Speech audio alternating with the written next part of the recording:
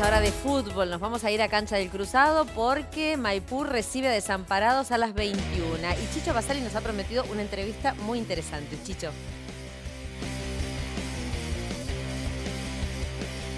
Aquí, como habíamos prometido, en el área, en el punto de penal del estadio Omar Higinio Sperduti, que lleva justamente de la persona que está con nosotros, alguien que lleva muchos años trabajando para el Cruzado y que hoy lo tiene a su equipo con su hermano como técnico, puntero, y juega esta noche. ¿Cómo va, Omar?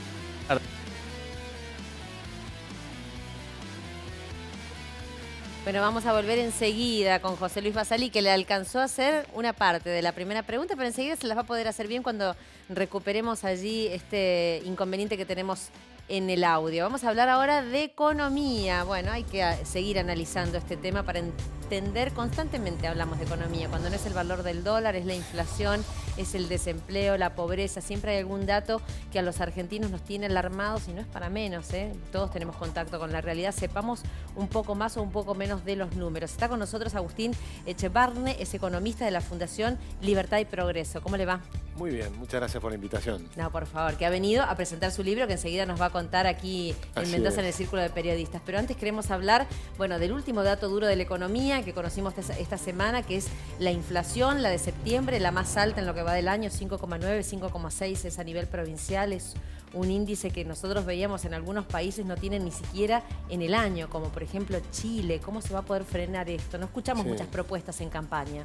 Bueno, el problema está, yo creo que los argentinos, la clase política argentina y la mayoría de los economistas tienen ideas equivocadas. Argentina tiene un promedio de inflación de 55% anual desde el año 1935 en que hicimos el Banco Central. Y sin embargo, los países no tienen inflación. O sea, podés tomar 190 países que no tienen una inflación de, como le decías vos, 2% anual, 1,5% anual. Desde 1935, 35. Desde que se inventó el Banco Central.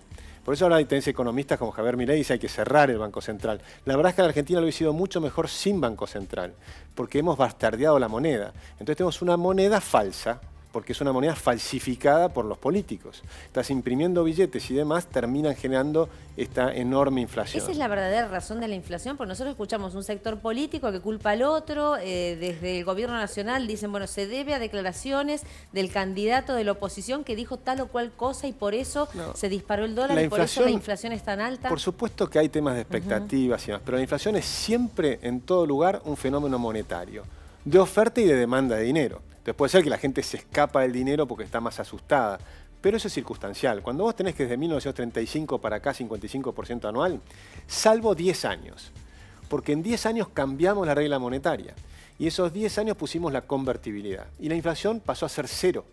Entonces todo lo que están diciendo me preocupa porque candidatos que probablemente pueden ganar y pueden ser ministros después de Economía y demás en sus libros dicen que la inflación es multicausal.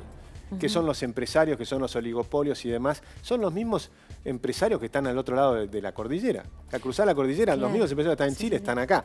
¿Por qué en Chile no producen la inflación y en Argentina sí? Ahora, ¿la convertibilidad no funcionó como una olla a presión y en el momento que explotó estalló con todo? No, la convertibilidad funcionó muy bien. Los últimos 3 años de la convertibilidad la inflación era negativa, era menor que la de Estados Unidos. Lo que pasó es lo mismo que está pasando ahora. Por supuesto hubo una crisis, pero ¿qué es lo que provocó la crisis? Lo mismo que está provocando ahora que no tenemos convertibilidad. ¿Qué es lo que tenemos en común? Déficit fiscal.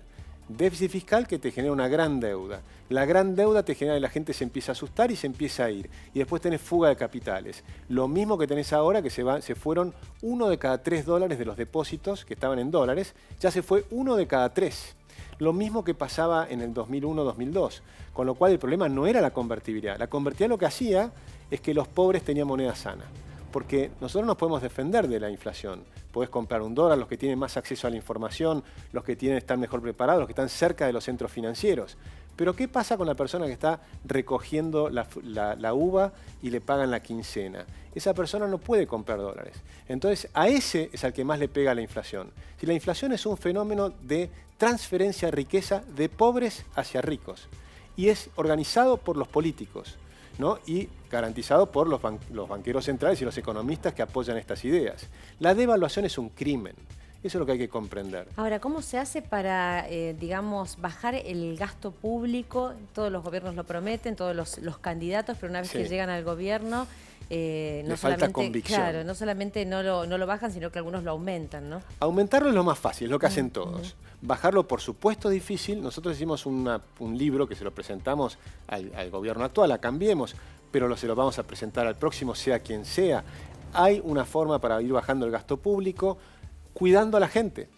Porque nosotros le decimos, por ejemplo, a nivel federal hay 750.000 personas. Nuestra propuesta es una reforma integral que sacaría 250.000 personas. Pero les mantenemos el sueldo durante más de un año, dependiendo del tiempo que tengan de antigüedad y demás, pero más de un año, entre un año y medio de tiempo. Si vienen 170.000 venezolanos y consiguen empleo en 15 días, y yo te doy un año o un año y medio, ¿no podés conseguir trabajo? Por supuesto que sí, van a poder conseguir trabajo, sobre todo que si haces las reformas integrales que necesita la economía, va a ser una economía en expansión, va a ser una economía creciendo fuerte, pero tenés que animarte a hacer las reformas estructurales.